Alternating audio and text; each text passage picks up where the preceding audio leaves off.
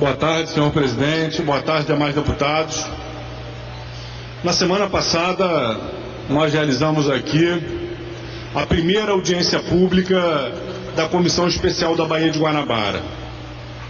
A gente tem assistido aqui no Rio de Janeiro, em decorrência da realização dos Jogos Olímpicos, muitos debates, muitas matérias de jornal sobre a situação da Baía de Guanabara, da qualidade da água, das suas possibilidades para receber a realização de diferentes provas de vela. Diferentes federações de atletas internacionais têm se manifestado preocupados com o risco de contaminação dos seus atletas, etc. E, inclusive, a Associated Press encomendou um estudo que alarmou autoridades, atletas, ambientalistas, destacando uma alta concentração de vírus se reproduzindo sobre as águas da Baía de Guanabara.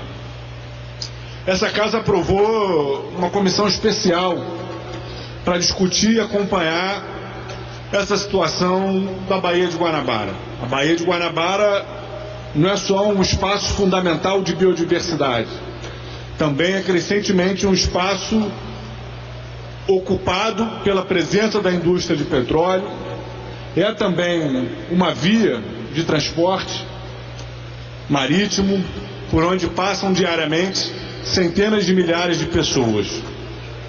E a aprovação dessa comissão, ela foi muito feliz, porque ela teve o objetivo de, aproveitando o momento que a Baía de Guanabara está tendo de visibilidade relacionado com a realização dos Jogos Olímpicos, a gente pensar a importância dessa baía, que é um espaço de biodiversidade, que é um espaço de lazer, que é um espaço de produção de alimentos, que é um espaço onde muitos de nós aqui passamos parte de nossas vidas. E aí, olhar para a Baía de Guanabara, para além das Olimpíadas, é olhar para a Baía de Guanabara pensando no meio ambiente, é olhar para a Baía de Guanabara pensando a saúde pública. Essa audiência pública da semana passada, essa primeira que realizamos na comissão, ela debateu o tema Vida Marinha na Baía de Guanabara. Ele é um tema que guarda, ao menos, duas importâncias centrais. A primeira é olhar a própria condição da Baía de Guanabara, da sua biodiversidade. Como estão as espécies que vivem na Baía de Guanabara? E o segundo, correlato a uma visão mais relacionada, inclusive, à saúde humana, é o que está acontecendo com essas espécies, tem quais implicações para a saúde humana. Ou seja, discutir a vida marinha na Baía de Guanabara é também discutir um bioindicador, ou seja, a vida marinha é também um indicador de quais reflexos a contaminação da Baía de Guanabara pode ter sobre a saúde pública, em especial sobre a saúde humana. E essa audiência pública nos ajudou a sistematizar informações extremamente relevantes do ponto de vista da perda da biodiversidade e da rapidez com que está se degradando a Baía de Guanabara. Por exemplo, estiveram aqui pesquisadores que acompanham o boto cinza, uma espécie que reside na Baía de Guanabara, que está mapeada pelo IBAMA entre as 20 espécies brasileiras ameaçadas de extinção, e que a população na Baía de Guanabara, de botos cinzas, se reduziu nos últimos 30 anos de 400 a 38. Uma redução de mais de 90%. O boto cinza, que inclusive é o animal que ilustra o símbolo, o brasão da cidade do Rio de Janeiro, está sendo extinto da Baía de Guanabara. Discutimos a situação das tartarugas verdes, aruanã, tartarugas que estão sofrendo também com um processo de contaminação que faz com que hoje quase metade das tartarugas verdes na Baía de Guanabara estejam com fibropapilamitose, ou seja, estejam desenvolvendo um quadro, né, que é uma espécie de herpes, que coloca em questão a própria sobrevivência dessa espécie por um período de tempo maior, dificulta a sua locomoção e pode levá-la à morte. Discutimos a situação dos cavalos marinhos, que são muito ilustrativos dos dramas atuais da Baía de Guanabara, presidente. A gente tem um levantamento da presença de cavalos marinhos na Ilha do Governador, que até um ano atrás se mapeava cerca de 217 indivíduos ali próximo à Ilha do Governador.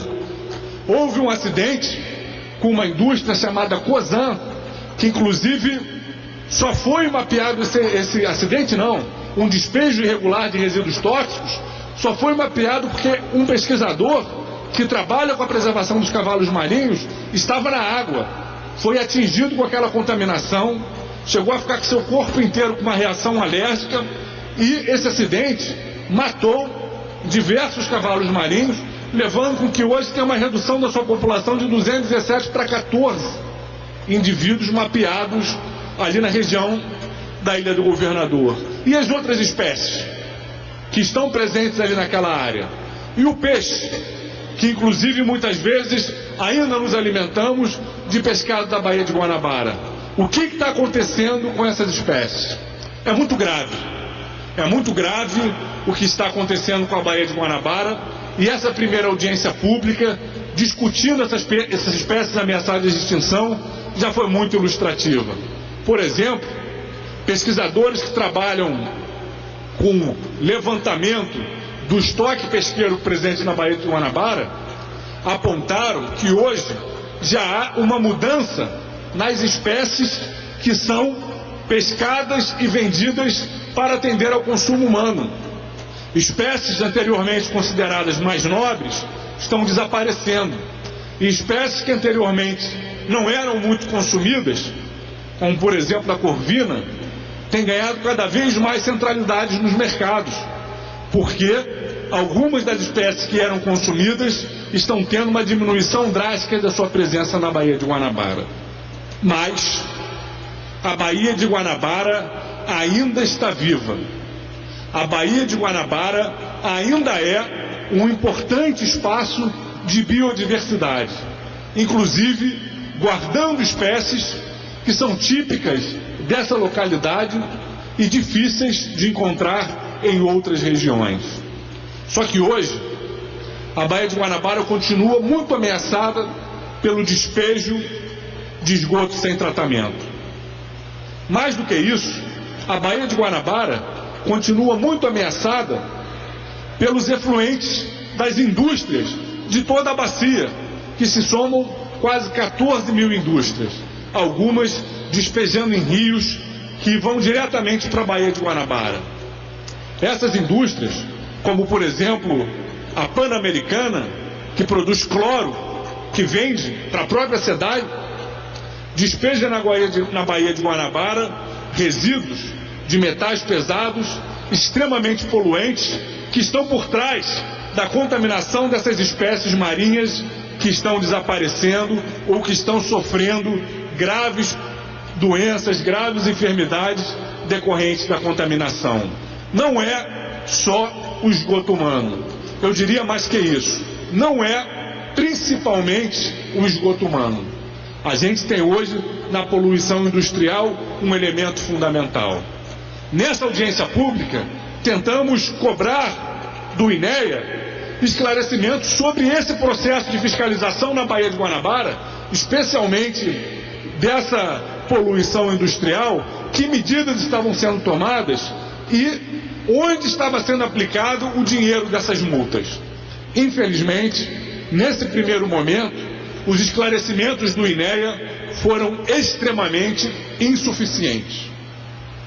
Pouco se esclareceu, se discorreu sobre muitos temas, mas pouco sobre a fiscalização e as ações de recuperação desenvolvidas na Baía de Guanabara. Isso é muito importante, porque a Baía de Guanabara, repito eu, continua sendo um importante berço de biodiversidade.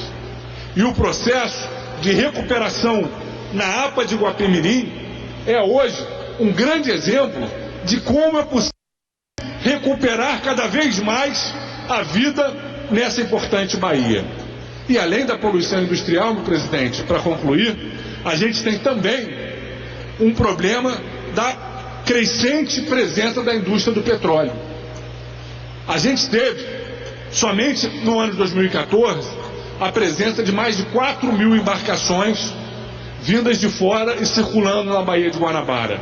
Essas embarcações trazem uma série de problemas, desde o barulho, ao despejo de óleo, graxa, até o despejo da água de lastro, a água que fica dentro do navio para que ele se equilibre e que é muitas vezes trocada e despejada em diferentes lugares. Essa água de lastro traz espécies exóticas para a Baía de Guanabara, algumas que não têm predadores naturais aqui na Baía, e por isso acabam configurando novas pragas. Um dos pesquisadores afirmou estar observando algumas áreas de mangue, que são importantes para essa reprodução da vida marinha, que estão sendo atacadas por pragas que não têm predador natural. E aí são diversos fatores que se somam nesse processo de poluição da Baía de Guanabara. A gente insiste, a Baía de Guanabara não pode se tornar uma zona de sacrifício, porque ela ainda está viva e porque ela ainda pode recuperar cada vez mais vida. Recentemente, o prefeito Eduardo Paes deu uma declaração defendendo que os navios que hoje estão ancorados na parte externa da Baía de Guanabara, no oceano, próximo às praias, deveriam se deslocar dali para novas áreas de fundeio para dentro da Baía de Guanabara, ou seja, ficariam ancorados dentro da Baía de Guanabara. Nós discordamos veementemente dessa proposta que trata a Baía de Guanabara como uma área de sacrifício. Ou seja, como hoje já é uma área que está sendo extremamente poluída e contaminada, a lógica da proposta do prefeito é acabe-se de vez com ela. Discordamos veementemente dessa proposta e vamos lutar contra o aumento das áreas de fundeio no interior da Bahia, porque isso traz graves consequências. Mas esse debate está apenas começando. Para concluir, esperamos que a nossa comissão traga uma contribuição para que a Assembleia Legislativa apresente uma agenda para que a Baía de Guanabara recupere vigor, recupere cada vez mais vida, recupere força, porque o governador Pezão postergou a responsabilidade do Estado em dar respostas para isso, e no próximo dia 11, na sexta-feira da semana que vem, realizaremos uma audiência pública sobre parâmetros de avaliação da qualidade da água na Baía de Guanabara e a saúde pública. Bactérias, matéria orgânica, metais pesados, vírus, o que isso representa para a saúde humana, para além das Olimpíadas. É um debate fundamental para todos nós que acreditamos que o meio ambiente não pode ser tratado simplesmente de forma instrumental pelo homem, mas como fundamental para a nossa própria sobrevivência. Obrigado, senhor presidente.